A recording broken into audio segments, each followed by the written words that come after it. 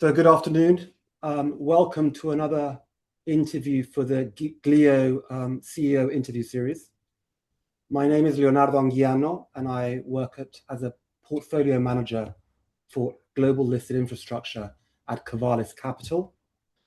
Today, I have the pleasure of interviewing Manos Moustakas from GEK TERNA. He is a member of the board and General Director of Business Development. Welcome, Manos. Hello, Leonardo. The pleasure is all mine. Exactly. So you've had a very exciting few months from a number of transactions, from the evolution of your business, a number of years, in fact. You've recently had a very successful and highly desired capital increase that we'll talk about in a minute, because there is a lot to do in your existing concession portfolio and other projects, so we'll discuss those. And Greek infrastructure development is really on fire. But I think it's important because not everybody in this forum is familiar with you. If we take a step back and start with a little bit of the history of GEK TERNA, can you please take us through the quick history of GEK TERNA and the strategic decisions that took you from and transformed you from a construction company way back when into a company that developed renewables, energy, eventually you exited energy and moved into toll roads and the current status you're at. Let's start there, please. Okay, these are sneak previews. I'll start from the beginning. So practically, we started as a general contractor back in the early 60s. The companies comprising today's GEK TERNA were more than one, but more or less they both started, all three of them started actually during that period. And at the time, there was a construction boom in Greece in the 60s and the 70s. Lots of big companies at the time. Not many survived the 80s and the 90s. Unfortunately, the companies that comprise this group now were the ones that managed to prevail through the difficulties of the 80s and the 90s. But the overall story is not just a merge of a few construction companies. It's a story that's you probably have heard before from the Ferrovials and the Vancy's of the world, because there was a transformation from a solid, old-fashioned general contractor into something that's, I'll explain what we are today, into something that's mainly an infrastructure investment company. So the story goes as follows. During the end of the 90s, people started realizing that it makes sense to start reinvesting some of the benefits, some of the profits from the construction business into the projects that we were constructing at the time. So we started putting some money into real estate, which is a very usual story in the industry. Then came some very early small-scale concessions, which were at the time, if I'm not mistaken, some small underground car parks in Athens. Nothing too complicated. People didn't really realize at the time what they were doing, to be honest. Then, during the end of the 90s, we started pondering into entering the renewable industry, which at the time, it was at its infancy. So we started investing back in 1996, 1997. And we succeeded in being practically the first Greek renewable energy power producer. This was a success story, but this was our first real endeavor into investing long-term and at the same time knowing what we were doing. We were still, though, mostly a construction company with some hopes of getting back our money from our investments. The real change happened post-2004. So we had just invested some more money into thermal power production. We were also the first IPP in Greece in terms of electricity production from natural gas. That was in 2004.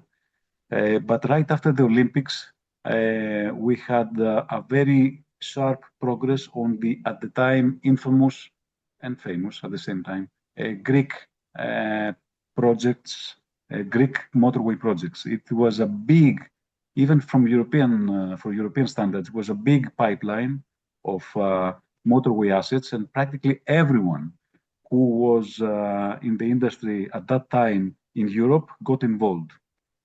Now, a lot of negative criticism at the time because these programs started back in 1998 and it had managed by 2005 to be delayed for at least 7 years. So not everyone that got initially interested was still on board. Nevertheless, we had a consortium at the time with our Spanish partners. At the time, it was Centra Ferrovial and ACS concessions. And it was before the time that ACS acquired Dragados and Hochtief. So we started really preparing to bid for those projects. And it was exactly the time that we realized that, you know what, construction is entirely different, a different thing compared to investments. So we liked what we saw. We later on merged some interests, and we were partners with Vinci and Hochtief again before the acquisition from ACS.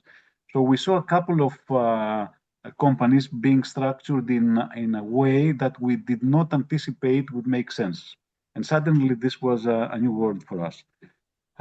So we did what usually people do in such circumstances. We copied what we liked, and we cherry-picked the interesting structures, and we tried to picture ourselves as a combination of the most successful bits and pieces from our partners. So practically, a transformation started back in 2007. It took us a few years to start looking like a real investment company. I dare say that it took us more or less 10 years. So we started being a real infrastructure investment company back in 2015. Unfortunately, by that time, the Greek crisis had already started. Mm-hmm. And crises are, interesting periods. Obviously, they're tough as hell. The Greek one wasn't precedent at the time. But at the same time, they provide opportunities. It did work out for us, so we kind of navigated the dangerous waters of the Greek crisis. It was tough, but we exited the Greek crisis period back in 2019, 2020, actually the quite difficult part of it.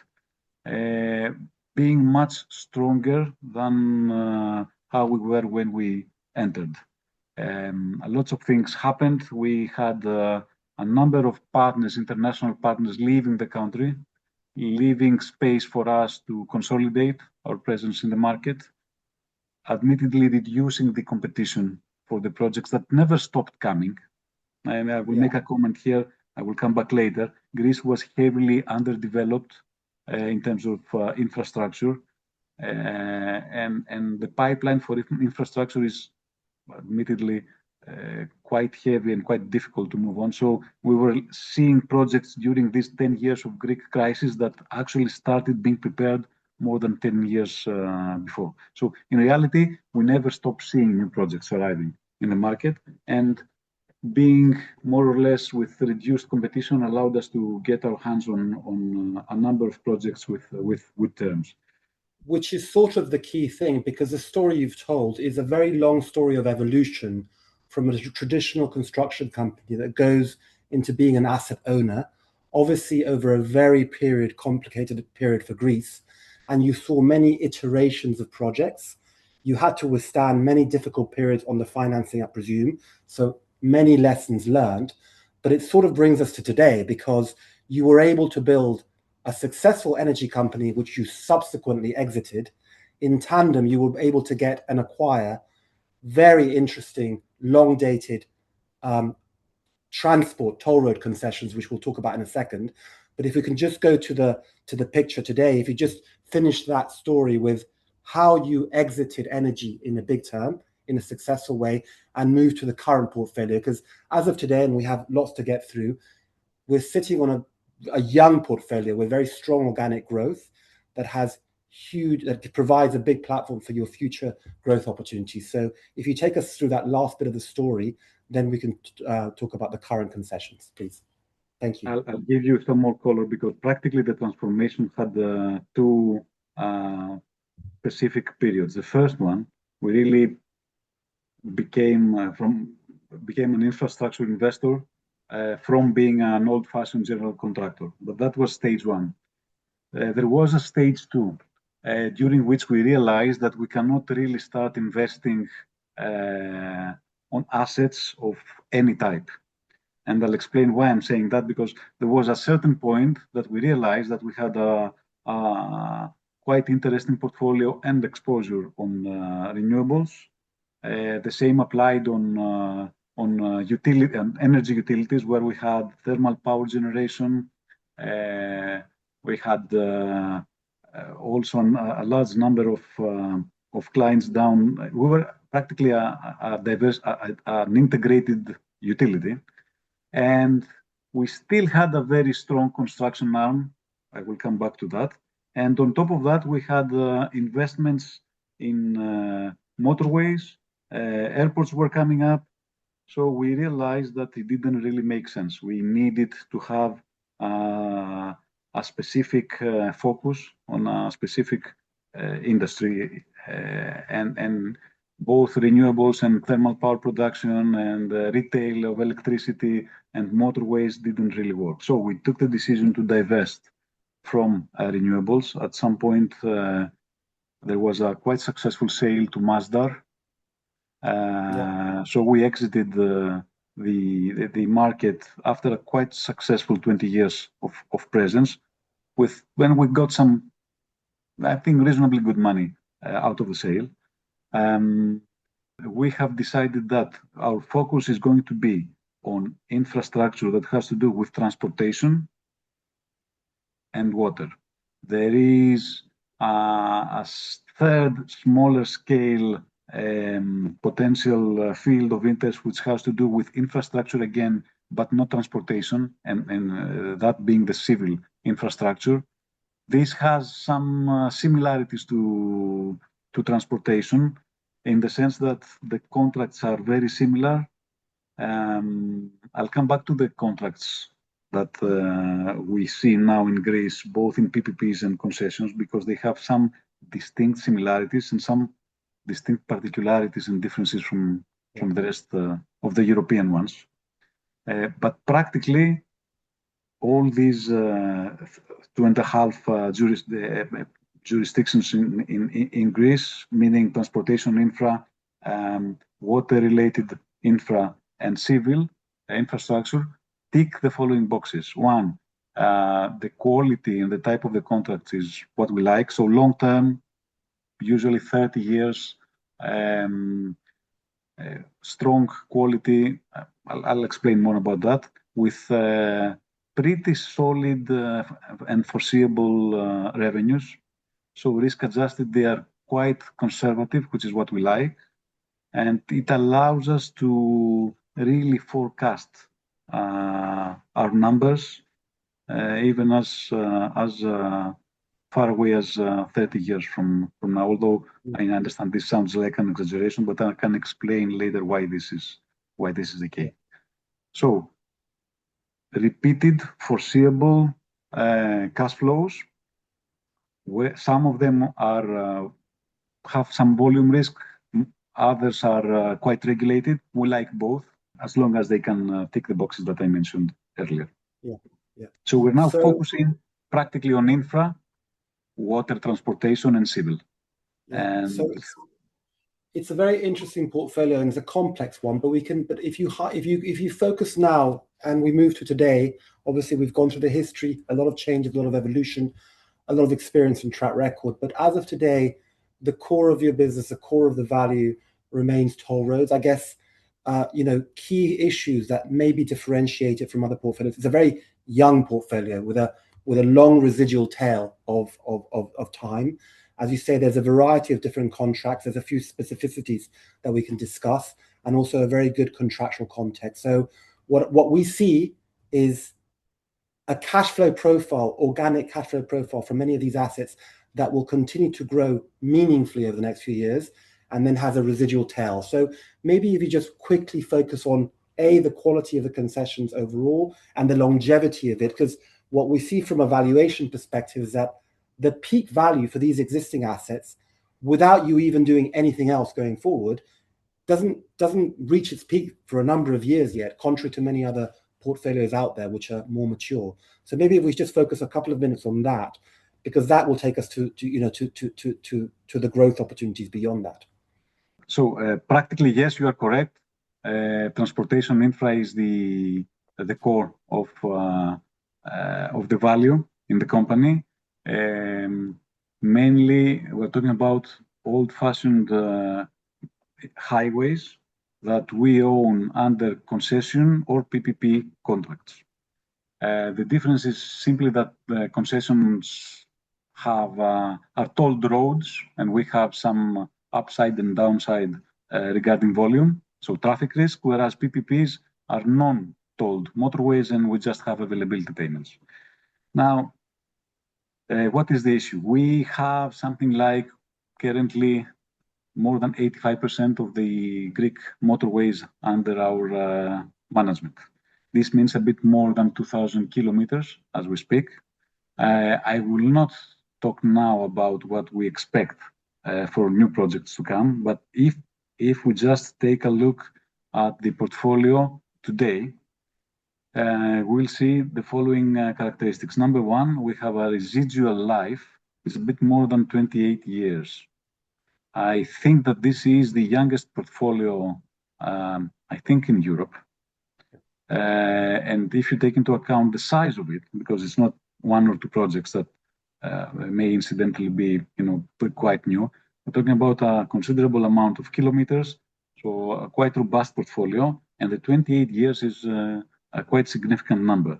So we have both projects that are already operational and running. We have projects that are currently new and are within design and construction period. And we have in between, we have projects that were already operational. We got them, but we are now in the process of revamping them because they need some major maintenance in order to really comply with the KPIs and the criteria for service level. Because you did mention that even if we don't do anything and we just sit waiting for our motorways to mature, our valuation will increase. I'll give you the following. Currently, as we are now, practically more than 70% of our EBITDA generation comes from the investments in these assets. Parenthesis, the remaining 30%, half of it is from the profitability of the constructor, and I'll come back to that again, and the rest is from a variety of other diminishing operations, such as energy that I mentioned before. So this 70% plus is going to be increasing gradually for the simple reason that the projects that I mentioned that are within design and construction period or within revamping period are going to gradually being de-risked, meaning that construction is finalizing, revamping is finalizing. And usually when this happens, we have the contractual right to increase toll rates or increase in the sense that all motorways in Greece have the same toll rates. So the ones that are under construction or revamping have lower rates. So we are increasing up to the normal and usual levels for the entire of Greece. This means that EBITDA is going to increase close. I mean, we're currently now, this project generates a slightly close to 500 million, and we're going to double that up until 2030. Even if we do not do anything, we don't get any new projects. I mean, and just one observation, because I mean, just for the audience, it's very interesting. When you have an existing toll road, which is a good asset, where there's underlying strong dynamic demand, and you have the ability to expand it, to improve it, to invest organically on an existing asset, that releases or reduces bottlenecks. And from a risk-reward perspective, as an investment, it's the best you can have, right? Is that a fair statement? Without going into numbers, but it's something that, in my experience, infrastructure companies, construction companies really love to be able to add value to existing assets. Is that a fair statement? Yes and no, and I'll explain why. I think that the value generation is even higher than the one that you mentioned. But I'll explain how we can achieve that if I have to take a step back and explain a bit about how we are organized. As I mentioned before, we have actually cherry-picked the things that we liked from our partners. So Yeah. practically today we're something like 70% of what Fintra Ferrovial was at the time, not now, at the time. The rest is a mix in between VINCI and ACS. This means that we are what I usually like to call ridiculously vertically integrated in the following sense. When we look at a project, even from the conceptual, as early as the conceptual time, we look at it internally from A to Z. We check whether it is interesting in terms of revenue generation. We do our own forecasting of revenues, our own forecasting of cost regarding design construction period, our own financial engineering forecast, and we do anticipate costs of operation maintenance and major maintenance down to the last year. So when we enter into trying to acquire a project, obviously we use advisors and third parties, but we really base our assessment and our interest and our competitiveness on our own internal assessment and forecast. And then we keep on managing the project in the same way, meaning that not only do we invest equity, not only do we engineer the financing of it, we do the design and construction, then we follow up on operation and maintenance and major maintenance, and we try to manage all the intermediate levels that comprise the full project for the following reason, not just because we're squeezing out profit margin from every single level. This is reasonable. Whenever you undertake a risk, you have to have a reward, but mainly because we manage to reduce the overall risk of the project. So we de-risk the project by managing every intermediate layer of the project. We manage to become more competitive. We manage to be more profitable. So this is a combination that allows also something more. It allows us to manage the project from A to Z, from the first to the last year. This means that we take advantage of every opportunity that we can get. It's not a passive management. I mean, it's a motorway. As soon as it's built, then it needs, yes, operation maintenance and major maintenance, but a number of opportunities arise during the 30 years of the concession period that makes a lot of sense to take advantage of. Yeah, and then just conscious of time, because from experience, we're told by the GLIO board that we should keep these to half an hour, and that's fair. But I'm very happy because I think I wanted to be able to extract what you just said, i.e., it's not a static portfolio. It's a young portfolio that gives you lots of leads because of the way you operate in an integrated method.